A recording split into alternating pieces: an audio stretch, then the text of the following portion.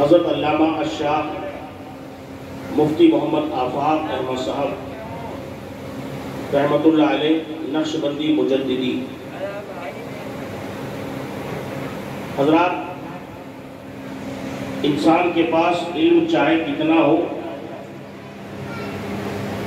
علم کا کتنا ہی بھنڈار ہو، اگر عمل سے خالی ہے تو بالکل بغیر پھل کے درخت کی طرح ہے. درخت ہو اور پھل نہ ہو تو درخت بیکار ہے. چاند ہو اور چاندنی نہ ہو تو چاند بیکار ہے. سورج ہو روشنی نہ ہو تو سورج بیکار ہے. اور مکان کے تاجدار رحمت دو جہاں صلی اللہ علیہ وسلم نے آج سے تقریباً 1450 سال پہلے فرمایا تھا، بروز قیامت جب انسان کا عمل تولا جائے گا تو ان میں سب سے زیادہ بھاری اور وزنی چیز جو ہوگی وہ مومن کا حسن اخلاق ہوگا. مومن کا حسن اخلاق ہوگا. سب سے بھاری بھرکم جو اعمال نامے کے اندر جو وزنی چیز ہوگی وہ عمل، وہ اخلاق ہوگا، کردار ہوگا، ویوہار ہوگا. حضرات، تمام احادیث نبویہ کو اور سیرت مصطفیٰ کو اپنی نگاہوں کے سامنے رکھیں. آپ حضرات نے ایک بار نہیں کئی بار حضرت علامہ مفتی محمد آفاق احمد صاحب علیہ رحمہ کا اپنے ماتھے کی آنکھوں سے دیدار کیا ہے، اور ہم نے بھی کیا ہے. میں پوری یقین کے ساتھ عرض کر رہا ہوں، آپ کے چہرے پر جو ایک معصومیت، جو ایک الگ ہی منفرد کیفیت جو اللہ والوں کے پیشانیوں پر نظر آتی ہے. میں نے بہت سالوں پہلے مسلم شریف کے اندر ایک حدیث پڑھی تھی. رحمت دو جہاں نے فرمایا، اذا رأوا واذکروا اللہ. ولی کی پہچان حدیث میں بیان فرمائی. ولی کی پہچان یہ ہے کہ جب انہیں دیکھو تو خدا یاد آ جائے. جب انہیں دیکھو تو خدا یاد آ جائے.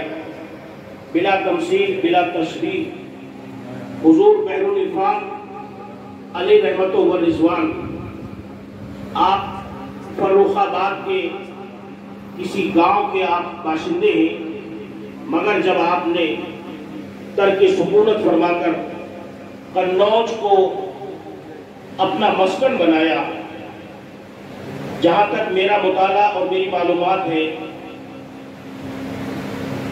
کوئی بھی انسان جب زمانے کے اندر مقبول ہوتا ہے تو اس کے پیچھے اس کا کارنامہ ہوتا ہے. حضرت علامہ بحر العرفان، دیکھیے حضرات، خاص طور سے آپ برا نہ مانیں، حسد کی بیماری عوام کے اندر اگر 25% ہے تو علماء میں 99% ہے.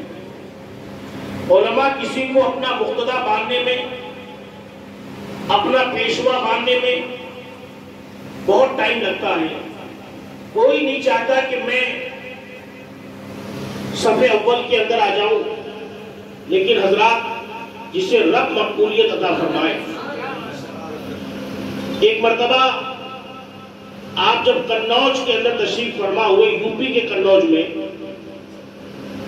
تو قنوج آج سے نہیں صدیوں سے عطر کے نام سے جانا جاتا ہے، خوشبوؤں کے نام سے دنیا میں پہچانا جاتا ہے.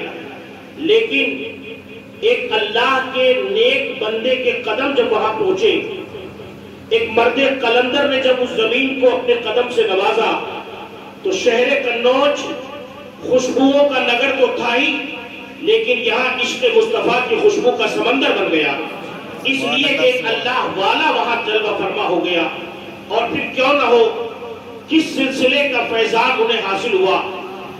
امام احمد سرہندی فاروقی رضی اللہ تعالیٰ عنہ، جو آپ کے مرشدان اعظام میں ہیں، آپ کے مرشد برحق حضرت شیخ احمد رضا مد ظلہ نورانی. حضرات، کیسی خوش نصیبی کی بات ہے کہ مرید کی نماز جنازہ مرشد برحق نے ادا فرمائی.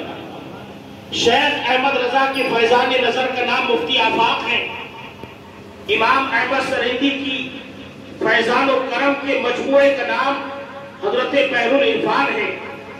بحر العرفان کو آپ کو میں سمجھاؤں، عربی زبان کے اندر بحر کہتے ہیں سمندر کو، بحر کہتے ہیں سمندر کو، اور عرفان کا مطلب ہوتا ہے معرفت الہی، اللہ کی معرفت۔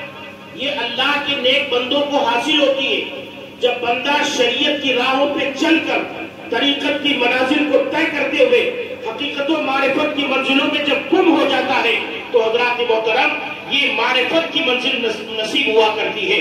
آپ کا لقب پورے ہندوستان کے اندر نہیں، عالم اسلام کے اندر آپ کو بحر العرفان کہا جاتا ہے۔ اور میں کہتا ہوں یوں تو ہندوستان میں بے شمار اولیاء کرام ہیں، لیکن کوئی لقب جب کسی شخصیت کے لیے جو ہے لگا دیا جاتا ہے اور وہ شخصیت اس کے لیے مطابق ہوتی ہے تو میرے عزیزان محترم پھر جب نام جو بحر العرفان بولا جاتا ہے تو ہندوستان کے کسی اور پیر کا خیال اور تصور ذہن میں نہیں آتا، بلکہ جب بھی بحر العرفان بولا جائے گا تو خیال میں ہی آئے گا کہ مفتی آفاق مصاب کی شخصیت ہے۔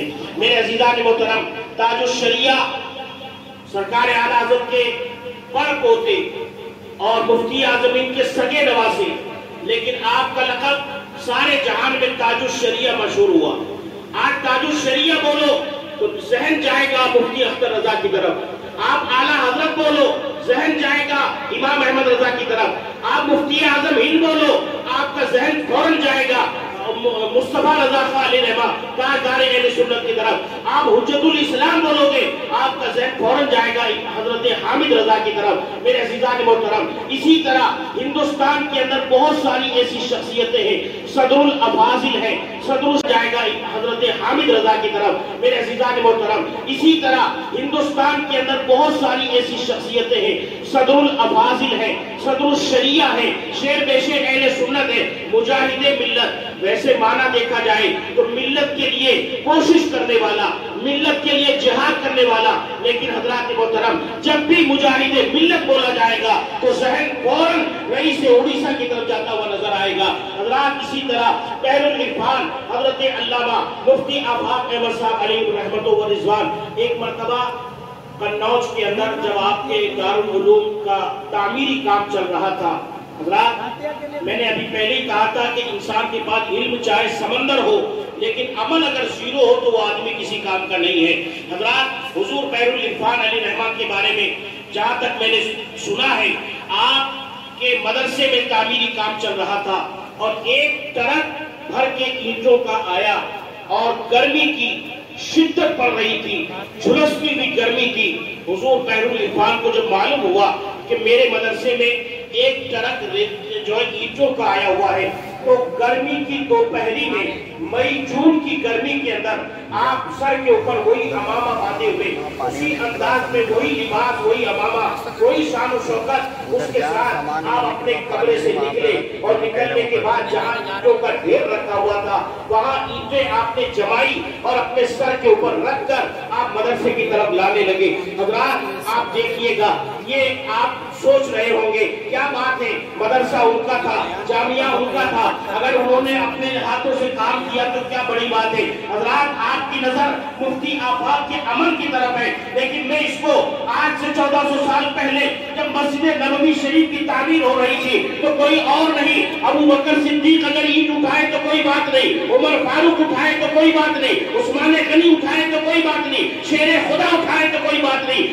مگر جب مسجد نبوی شریف کی تعمیر ہوئی تو اللہ کے پیارے نبی تاجدار انبیاء جناب محمد رسول اللہ صلی اللہ تعالی علیہ وسلم اپنے سر کے اوپر مٹی، گارا اور اینٹیں لے کر آپ تعمیر مسجد نبوی کے لیے آگے بڑھ رہے تھے۔ صحابہ نے عرض کیا یا رسول اللہ آپ کے غلام کافی نہیں ہیں، آپ کے صحابہ کافی نہیں ہیں، حضور یہ کام تو ہم بھی انجام دے سکتے ہیں۔ کونو مکہ کے تاجدار نے فرمایا تم کام کرو اور میں بیٹھا رہو یہ مجھے گوارا نہیں ہے، گھر اللہ کا بن رہا ہے، کیوں نہ میں اس میں شرکت کرو۔ تو اللہ کے نبی نے بنفس نفیس تعمیر مسجد نبی میں شرکت فرمائی. حضرات آج اسی سیرت طیبہ کے اوپر عمل کرتا ہوا قنوج کی دھرتی پر بحر العرفان نظر آ رہے ہیں. سیرت نبی بھی ہے, ایک مدرسے کی تعمیر بھی ہے. الجامعۃ الاحمدیہ کوئی ایسا مدرسہ نہیں کہ جس میں 10-15 بچے پڑھتے ہو. 600 لڑکیوں کے ادارے کے اندر 600 بچیاں اس مدرسے میں زیر تعلیم ہے. انٹر کالج بھی ہے,